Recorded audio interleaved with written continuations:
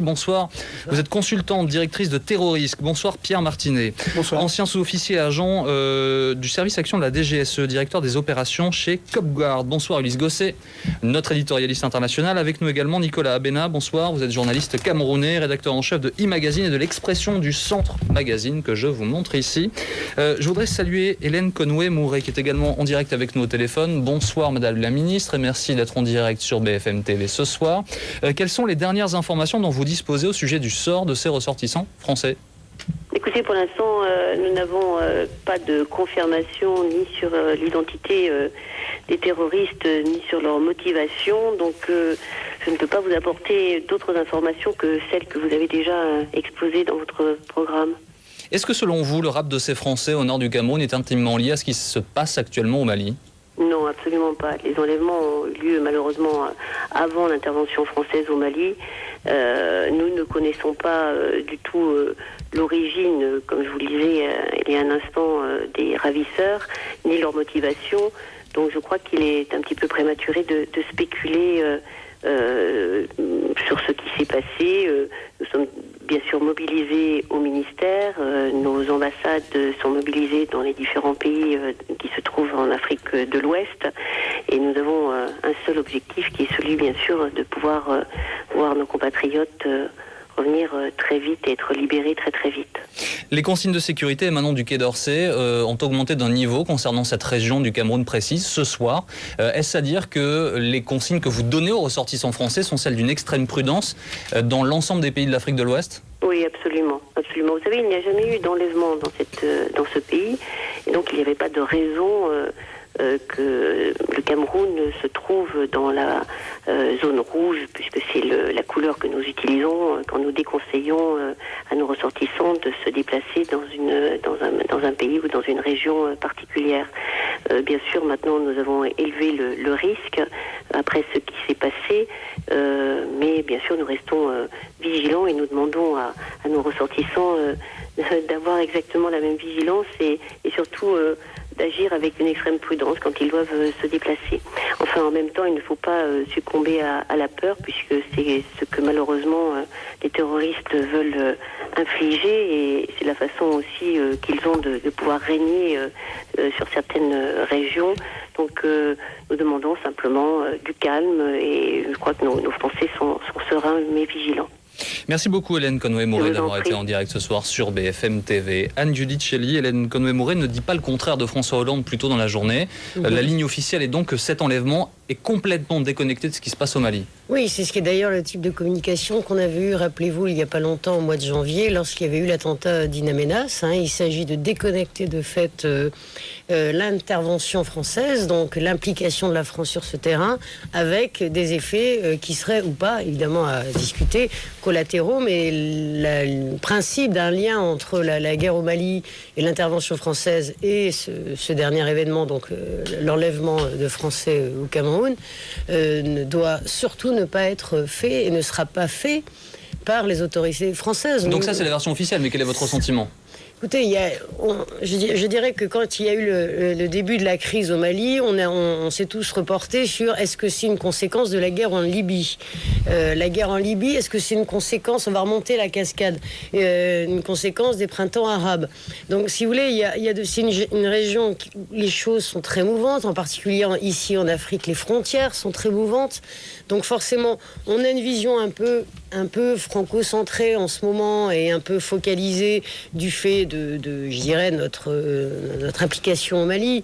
Donc on a tendance à un petit peu tout centrer sur le Mali, mais c'est une région qui est en pleine effervescence. On le voit aussi dans des mouvements sociologiques, dans des mouvements dans la société civile. Évidemment, la chute de Kadhafi a surtout généré une désorganisation de l'ensemble des systèmes de gouvernance de ces pays qui dépendaient largement donc de l'influence de Kadhafi. C'est aussi ça qu'il faut mettre en valeur. Justement, Nicolas Abena, je voudrais avoir votre sentiment. Hélène Conway-Mouret disait à l'instant, cette partie du Cameroun, du nord du Cameroun, n'était pas spécialement reconnue pour être dangereuse. Oui, mais elle a raison. La première de mes pensées va vers ceux-là qui ont été enlevés parce qu'ils vivent une situation dramatique et difficile et il faut dénoncer ce type d'acte. C'est vrai que le Cameroun est un pays de paix et on a 4 frontières, des pays avec 4 frontières, le Tchad, le Nigeria, la Centrafrique et le Gabon. Et il ne me souvient pas qu'il y ait eu à peu près 5 à 6 000 Français au Cameroun et il ne me souvient pas qu'il y ait eu une série d'enlèvements qui prêterait à mettre le Cameroun sur liste rouge. Je peux parfaitement comprendre du fait de la proximité avec le Nigeria, mais je crois que le nord et l'extrême nord Cameroun ne sont pas des zones aussi dangereuses que ça. Ce qui s'est passé est un événement certes dramatique, mais je crois qu'il faut, c'est un peu comme un poker, c'est un peu comme un poker, et là je rejoins l'analyse des uns des autres, et c'est pas quelque chose de prémédité en tant que tel. Et il faut savoir que ça se passe à peu près 100 mètres, à moins de 500 mètres de la frontière avec le Nigeria, et quand on sait que les populations à cet endroit vivent au Nigeria, travaillent au Cameroun et vice-versa, il est facile de passer d'une frontière à l'autre et de s'y cacher. Et ça, c'est une chose. La seconde chose que je voudrais dire, c'est il faudrait pas aller à la facilité de l'analyse. Et je comprends aussi l'attitude des autorités camerounaises qui, en ce moment, ne communiquent pas dessus. Tant qu'on n'a pas l'ensemble des informations au moment précis, il faudrait faire très, très, très attention à ce qu'on dit.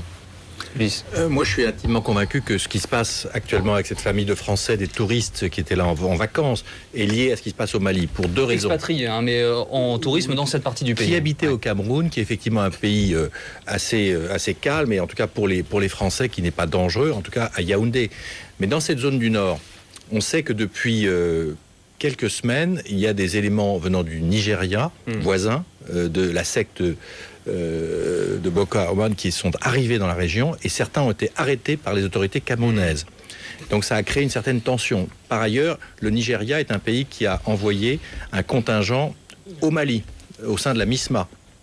Et au mois de décembre dernier, il y a eu des attentats, en tant qu'un attentat qui a fait 2 morts dans l'armée nigérienne contre un élément donc de troupes qui partaient vers le Mali. Donc c'est 2 raisons qui permettent de dire qu'il y a une conjonction de faits qui pourrait nous inciter à penser que s'il y a eu une prise d'otage là-bas, c'est lié à ce qui se passe. Et enfin, le week-end dernier, la secte du Nigeria, dont on parle beaucoup en ce moment, a pris 7 otages, dont un Britannique et des Libanais. Et dans la revendication, il est indiqué clairement que cette prise d'otage est liée à l'intervention de la France au Mali. Donc on peut penser raisonnablement que ce qui s'est passé là a un lien direct avec l'intervention française au Mali. Justement, ce qu'on essaie de faire, c'est d'y voir un peu plus clair. On a découvert des noms de groupes, de groupuscules armés au cours de cette intervention au Mali, Pierre Martin. On a découvert Moudjahou, Ansardine, AQMI, que l'on connaissait. Là, on parle moi aussi j'ai oublié, de l'Ansarou et Boko Haram. Voilà, excusez-moi. Est-ce qu'on est en mesure aujourd'hui d'identifier qui est l'adversaire de la France dans cette partie du monde précisément, et en l'occurrence qui a enlevé nos ressortissants? Alors, moi je pense qu'il faut raisonner différemment. Enfin, on a une vision différente chez Coop Guard.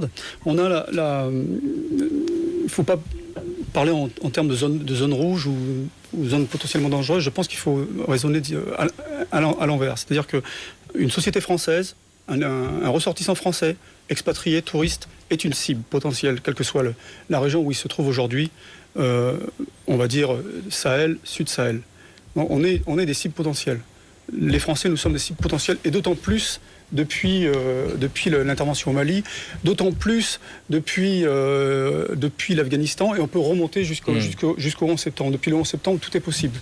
Donc c'est là qu'il faut vraiment prendre conscience de la dangerosité de ces déplacements, de la dangerosité d'être expatrié dans ces pays-là, et il faut être capable d'appliquer toutes les mesures de sécurité nécessaires pour assurer la sécurité des salariés de ces sociétés et éventuellement différer un voyage ou aller ailleurs.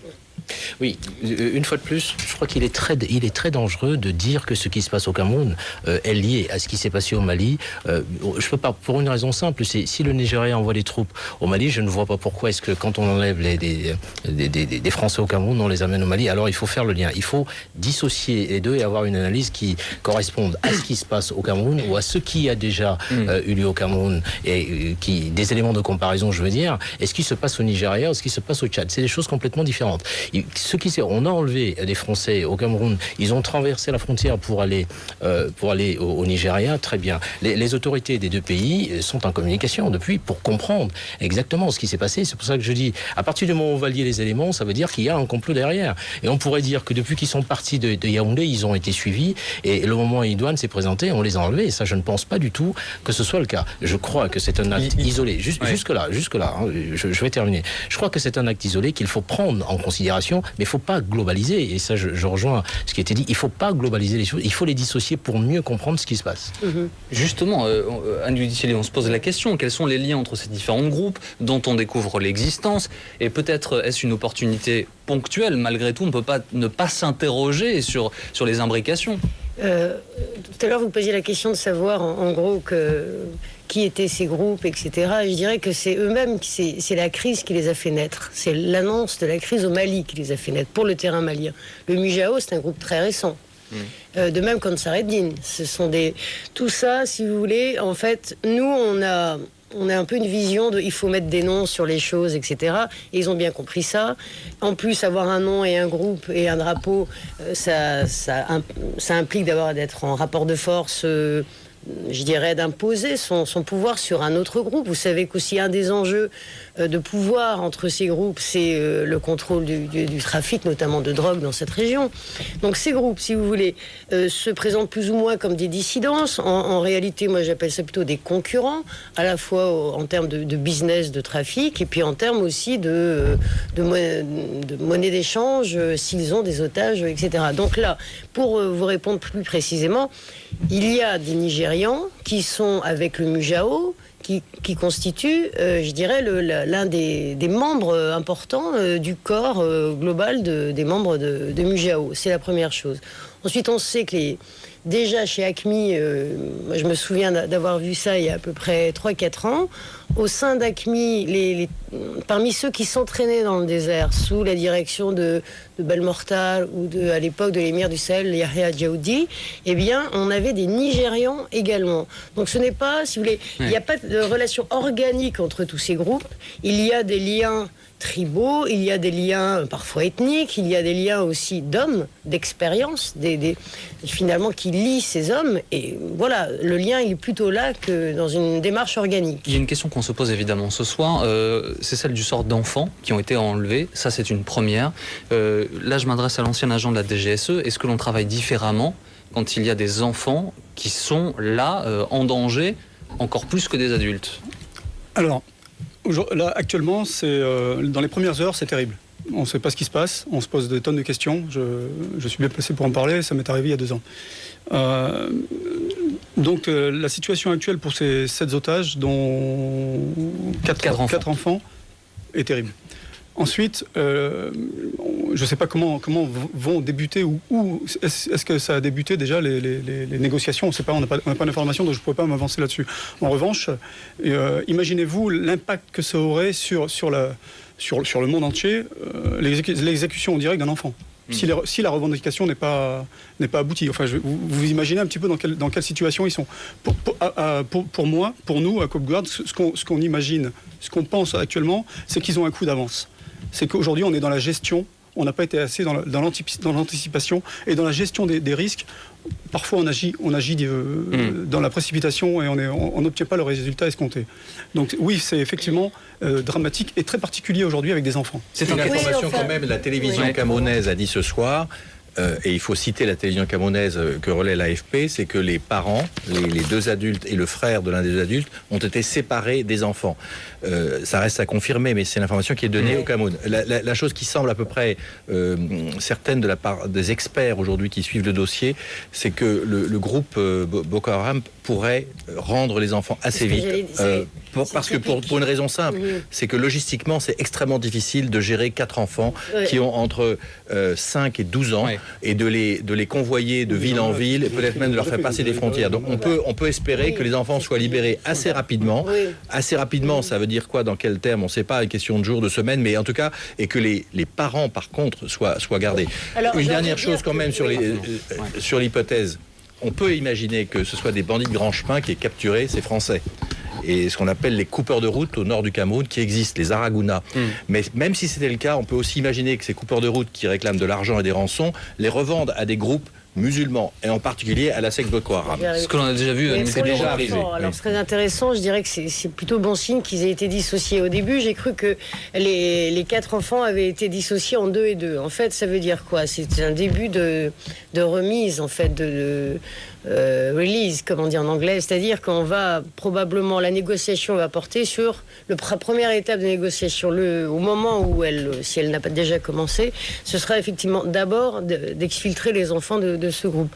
On sait très bien que les femmes et les gens malades sont effectivement des boulets pour les preneurs d'otages. Même si on a déjà vu, et c'est le cas de Français actuellement détenus en otage, il y a des gens malades et on sait que les négociations sont compliquées. Mais surtout les femmes. En général, les hommes et plutôt les blancs, parce qu'on a vu qu'ils ont libéré, pardon de l'expression un peu brutale, mais ils avaient libéré au moment, souvenez-vous de la prise d'otage des membres, des cadres d'Arriva et de Satom. Ils ont libéré une femme qui était malade, et ils ont aussi libéré les 2 ressortissants africains qui faisaient partie donc des cadres de ces entreprises.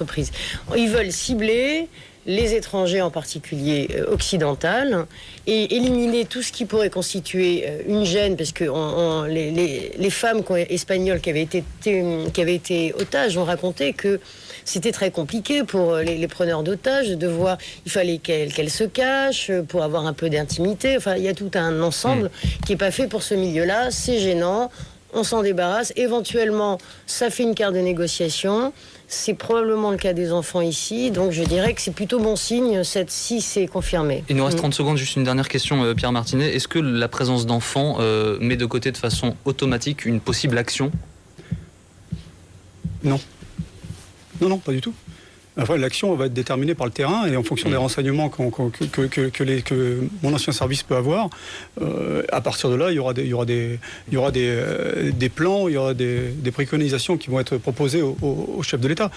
Maintenant, on sait ce qui s'est passé en Somalie, on sait ce qui s'est passé au Nigeria, on sait ce qui s'est passé dans cette zone-là. Donc, n'oublions pas que ça se passe au Nigeria, c'est un État souverain, et qu'avant que les agents de la DGSE puissent y arriver, il y a un pas. Et pour l'instant, c'est l'armée nigériane et les services nigérians qui sont en charge, a priori. En coopération avec les Camerounais. Ils sont déjà a priori. J'en doute un peu. J'en doute un peu. Je crois que l'ensemble des services, le téléphone fonctionne entre l'ensemble des services. Bien sûr. 70 millions d'habitants et on n'y va pas comme ça. Merci messieurs, dames d'avoir été avec nous. Je montre votre roman Cellule Delta, Pierre Martinet, chez Flammarion. Merci beaucoup d'avoir été avec nous, messieurs, dames. Dans un instant, on continue à discuter ensemble de ce qui se passe au nord du Cameroun et sans doute désormais au Nigeria tout de suite.